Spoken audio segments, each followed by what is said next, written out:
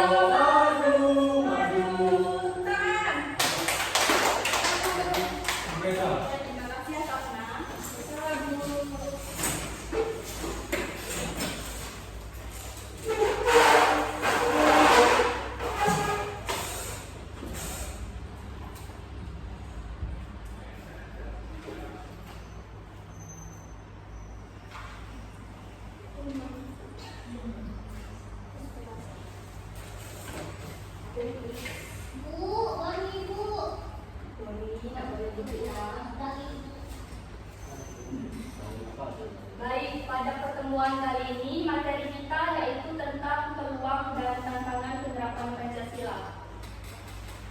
Sebelumnya ada yang masih ingat nggak materi minggu lalu kita tentang apa? Betul, terima kasih Sapna. Tepuk tangan dulu untuk Sapna karena sudah mengingat materi minggu lalu.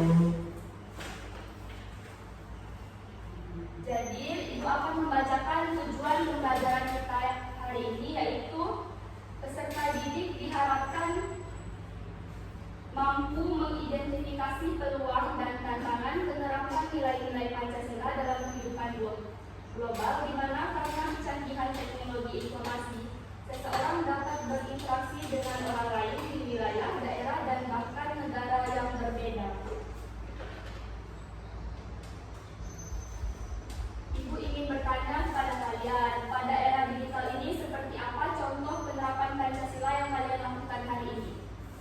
Ini kan kita senang Bu. Ya, apalagi seperti upacara Ke sekolah Bu, pelajaran. berdoa tadi juga kan Ustaz? Ya.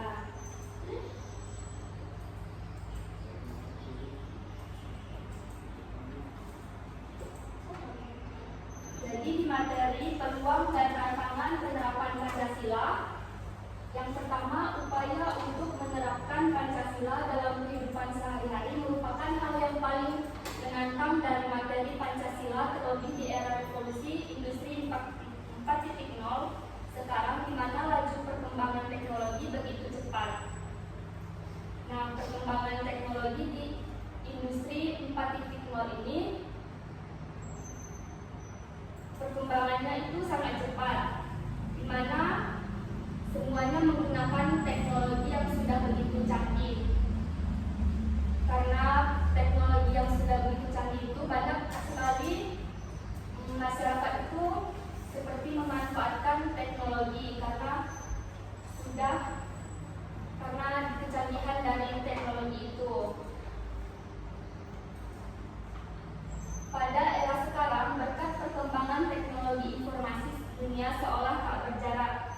Jadi tadi ketika kita berinteraksi, ketika kita berada di daerah, kita bisa berinteraksi melalui beberapa teknologi dengan cepat. Misalnya kita itu di daerah, misalnya ibu di Sintang berkomunikasi dengan keluarga ibu di Semitau. Yang ketiga, perkembangan teknologi informasi ini tentu memberikan peluang dan sekaligus tantangan dalam menerapkan Pancasila. Contohnya, Indonesia dikenal dengan bangsa yang sangat beragam. Ada banyak suku, ras, bahasa, dan agama atau kepercayaan di Indonesia. Namun, di tengah keragaman tersebut, bangsa Indonesia tetap dapat hidup rukun dan damai. Jadi, berkat adanya teknologi ini, ada sisi positif dan sisi negatifnya.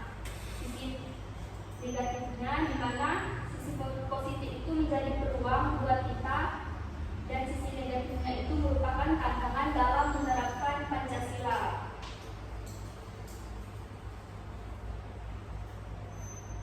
Di sini ada gambar contoh dari Indonesia itu dikenal dengan bangsa yang sangat beragam. Ini ada misalnya di Bali, kalian lihat.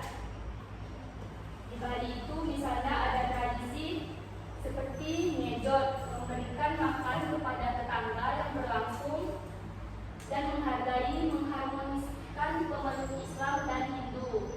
Yang kedua ini ada tradisi pera gandong di Maluku, suatu perjanjian persaudaraan satu daerah dengan daerah lainnya, sehingga ketika terikat dengan perjanjian persaudaraan maka ia harus saling menolong, saling membantu, sekalipun di dalam berbeda. Yang ketiga, di Papua ada tradisi bakar batu yang dilakukan untuk mencari solusi saat terjadi konflik. Berbagai tradisi dan kearifan lokal dimiliki oleh bangsa Indonesia itu dapat disebarluaskan melalui teknologi informasi. Jadi ada 3 contoh tradisi di mana tradisi ketiga ini dikenal sangat beragam. Contohnya tadi di Bali ada tradisi ngejot, memberikan makan kepada tetangga yang berlangsung dan mengharmoniskan pemeluk Islam dan Hindu. Keberagaman yang ada di Indonesia ini harus tentu kita lestarikan dan harus kita jaga. Tidak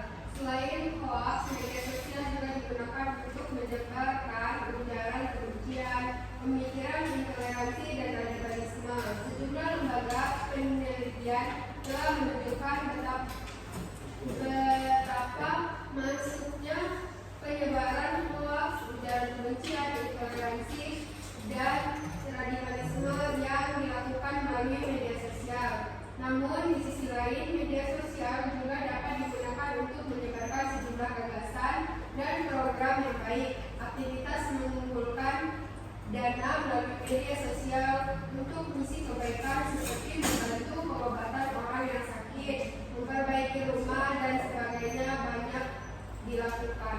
Abu. Ya, terima kasih Safna. Nah, jadi berpancasila di era media sosial ini sebetulnya sangat berat sekali karena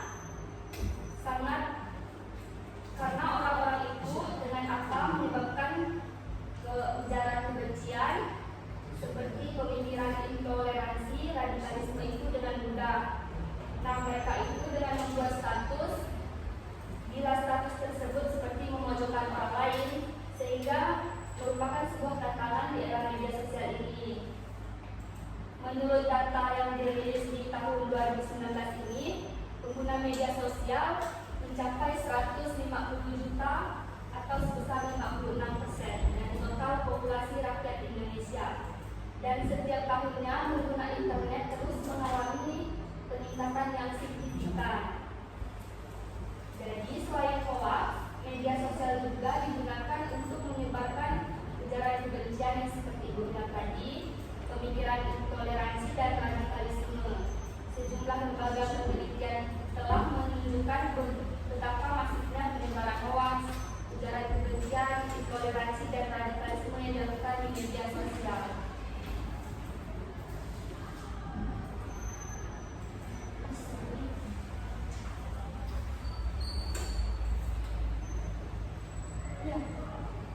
Jadi kita dapat menyimpulkan bahwa media sosial bermata dua. Satu sisi dapat menjadi alat untuk menebar kebaikan, tetapi di sisi lain juga ia dapat menjadi alat untuk melakukan kerusakan sosial. Karena kuncinya adalah bagaimana agar media sosial dapat digunakan untuk melakukan kebaikan, membantu sesama dan menyuarakan keadilan. Yang D, siapa yang mau baca? Oke, Bu. Saya, Bu. Silakan Akif baca. B. Pancasila dan pandemi. Tahun 2020 tahun 2000 ditandai dengan munculnya virus COVID-19. Ia tak hanya meliputi satu negara, melainkan telah menjadi wabah dunia. Negara penyebaran virus COVID-19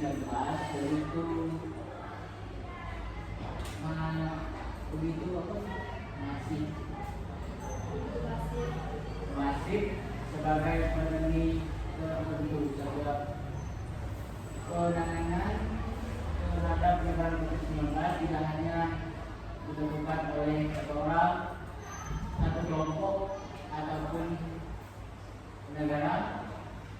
Penanganannya menurut komitmen dan kerjasama lintas negara yang melibatkan seluruh warga negara dunia. Jika ada satu atau beberapa negara yang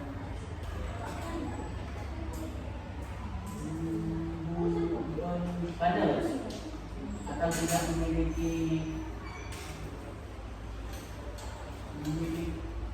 komitmen untuk menghindari penyebaran COVID-19 ini, maka ia akan terus menyebar ke negara-negara lain.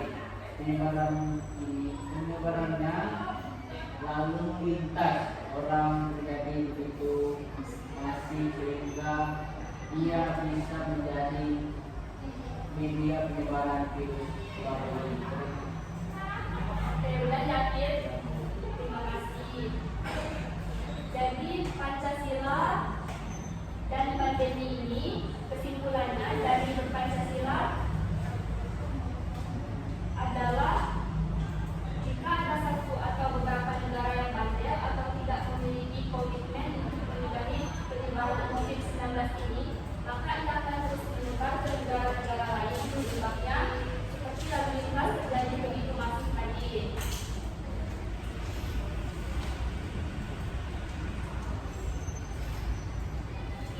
2020 itu ditandai dengan adanya virus COVID-19.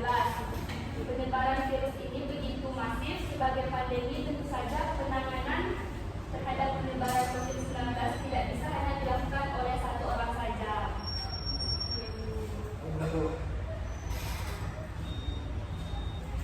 Nah, jadi di sini Ibu akan membagi kalian menjadi 3 kelompok. Di sini kalian akan mencari beberapa kasus yang mencerminkan tantangan pengimplementasian Pancasila di era media sosial. Dicatat ya anak-anak. Jadi kasus tersebut dapat berupa berita. Nanti kalian cari isi beritanya, tokoh dalam berita, alasan mengapa terjadi masalah tersebut, bentuk pelanggaran terhadap Pancasila, dan kaitan masalah dengan kemajuan teknologi. Jadi nanti kalian cari bersama teman kelompok kalian, terus kalian diskusikan maju ke depan ya.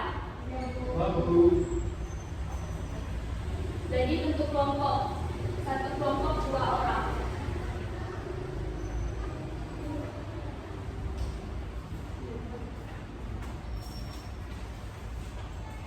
Sudah Bu kelompoknya Bu. Ini kelompok satunya mana? Ini kelompok satu. Ini kertasnya ya.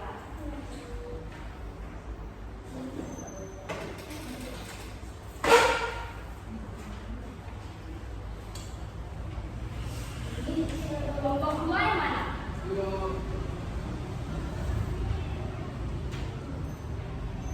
Ini kelompok 3. Jadi oh ya. Ibu beri waktu 10 menit.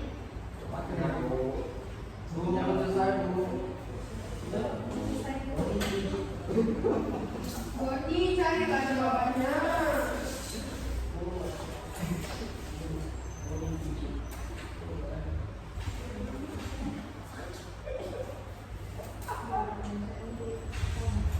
Jadi nanti ketika temannya presentasi yang jika ada yang ingin bertanya, disilakan ya, dipersilakan untuk bertanya.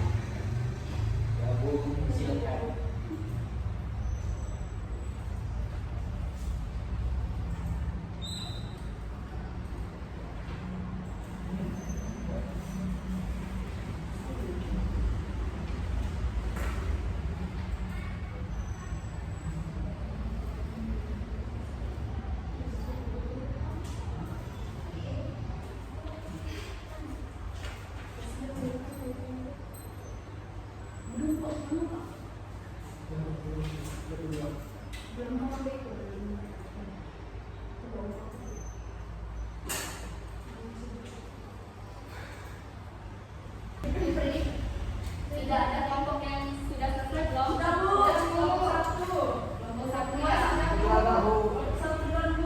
Boleh kelompok satu maju depan. Yang lain diperhatikan ya temannya di depan.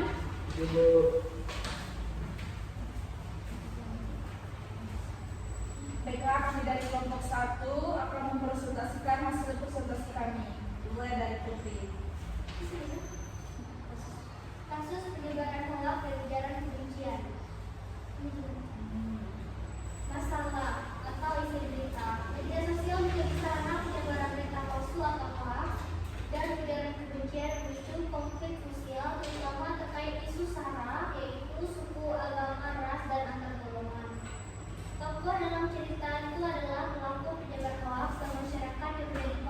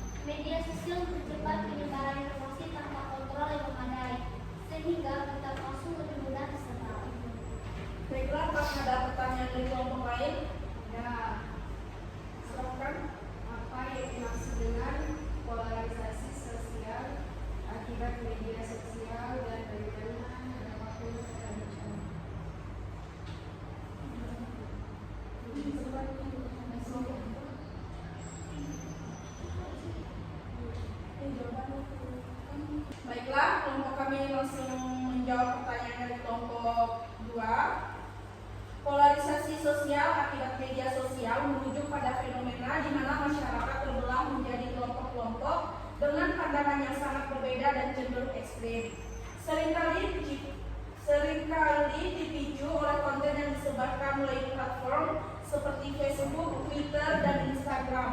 Media sosial berperan sebagai arena di mana opini publik terbentuk dan berkembang, tetapi juga dapat memperburuk perpecahan di antara kelompok-kelompok ini. Dampak dari polarisasi sosial ini sangat signifikan. Pertama, hubungan antar individu dapat terganggu dengan perdebatan politik atau isu-isu sensitif, seringkali menyebabkan konflik di antara teman atau keluarga. Misalnya, selama pemilihan umum 2019 di Indonesia, banyak pengguna media sosial terlibat dalam diskusi yang berujung pada perpecahan di kalangan pendukung calon presiden yang berbeda. Kedua, polarisasi dapat memperkuat identitas kelompok dan menciptakan filter bubble di mana individu hanya terpapar pada informasi. Baik, Bu. Dilanjutkan, boleh silakan duduk. Dilanjutkan Keluar, kelompok Bu. kedua ya, Bu. Kamu. Silakan maju ke depan. Keluar, Bu.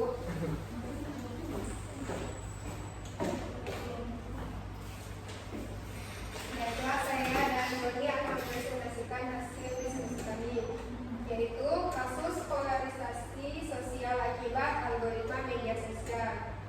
Isi berita atau masalah yaitu algoritma media sosial menciptakan echo chambers, di mana penggunaan hanya berinteraksi dengan kelompok sependapat, memperkuat polarisasi politik dan sosial. Tokoh dalam cerita penggunaan media sosial dari berbagai kelompok politik atau ideologi. Alasan terjadi masalah algoritma media sosial dirancang untuk meningkatkan keterlibatan pengguna, namun sering sekali mengabaikan dampak sosialnya. Bentuk pelanggaran terhadap Pancasila bertentangan dengan sila ketiga, yaitu Persatuan Indonesia, karena memperkuat perpecahan antar kelompok masyarakat. Kaitan dengan kemajuan teknologi di sini, kaitannya teknologi digital mendorong interaksi berbasis preferensi algoritmik yang mengurangi keberagaman perspektif. Sudah, Bu, apakah teman-teman ada yang ingin bertanya? Ada yang ingin bertanya enggak? Tiga, Bu. Mau kamu, Bu. Woi, kelompok satu, beda sama kelompok dua. Oke, sudah, silakan. Jadi tidak ada kelompok yang ingin bertanya ya? Tidak ada, Bu. Baik, silakan duduk kalian berdua. Terima kasih, Bu. Masa gitu dan suruh Iya. Untuk kelompok yang terakhir silakan maju ke depan. Oke, kamu apa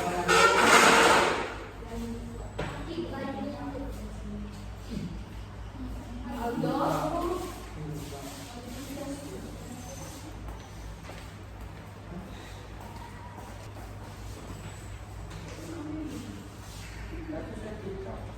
Suaranya akhir buat nanti teman-temannya tidak dengar. Silakan, Bu. Yang belakang dengar, Bu. Baik teman-teman, sebelum Jangan ketawa.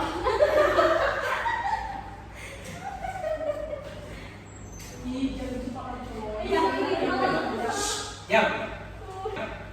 Baik teman-teman, sebelum memulai presentasi, kami akan perkenalkan diri. Nama saya.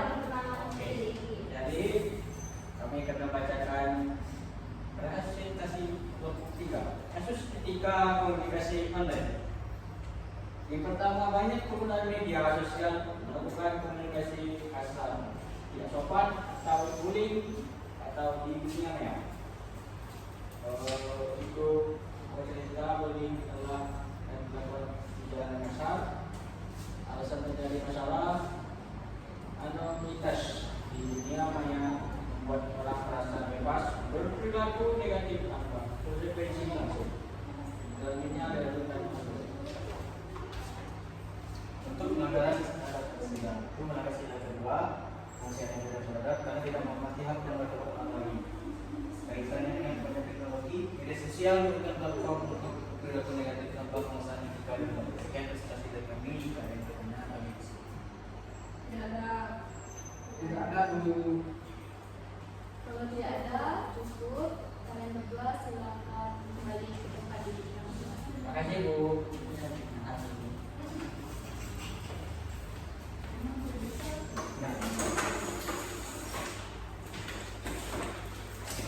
Bu, kita ada PR nggak, Bu?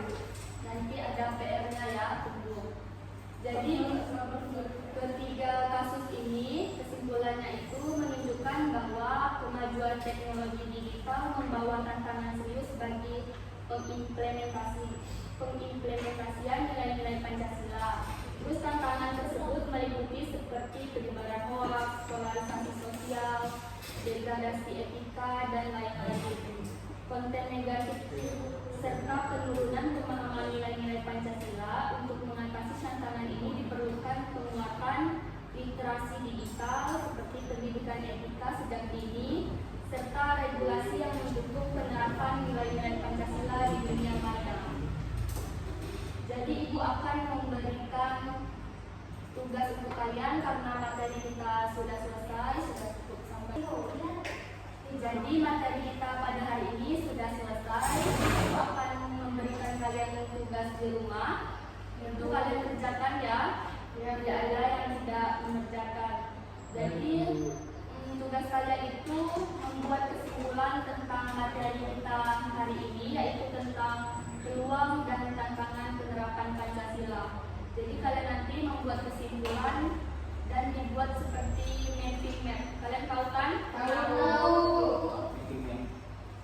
Ya, tahu saya Bu. Jadi Ibu mau kalian dikumpulkan ini hari apa ya? Hari Rabu. Jadi dikumpulkan hari Rabu depan, semuanya harus sudah selesai. Ya Bu. Jadi cukup sekian materi kita pada hari ini. Ibu minta satu orang untuk memimpin kita dalam doa. Ya Sapna, silakan. Baiklah teman-teman,